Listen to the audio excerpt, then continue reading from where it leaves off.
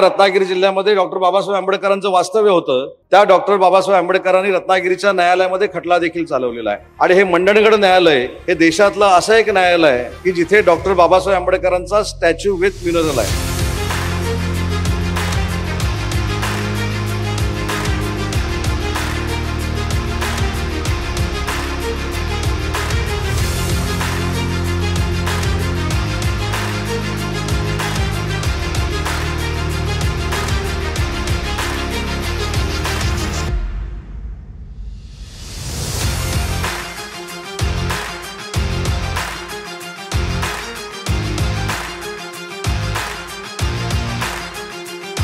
उदय सामंत यांनी उल्लेख केला, 2 वर्षापूर्वी माझ्या मुख्यमंत्री पदाच्या कारकिर्दीमध्ये काळामध्ये या ठिकाणी या न्यायालयाला मान्यता मिळाली.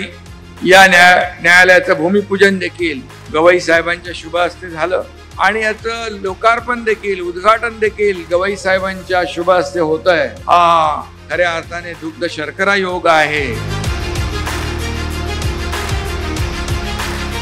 8 ऑक्टोबरला म्हणजे बरोबर 2 वर्षापूर्वी माननीय भूषण गवई साहेब, मी, उदयजी, आम्ही सगळ्यांनी या न्यायालयाच्या इमारतीचं भूमिपूजन केलं होतं आणि केवळ 2च वर्षामध्ये अतिशय सुंदर अशा प्रकारची इमारत आपल्या पीडब्ल्यूडी विभागाने या ठिकाणी तयार केली आणि आज त्याचं उद्घाटन होत आहे. संग्राम देसाई आणि उदय सामंत यांच्याबद्दल तर काही बोलायची आवश्यकता नाही.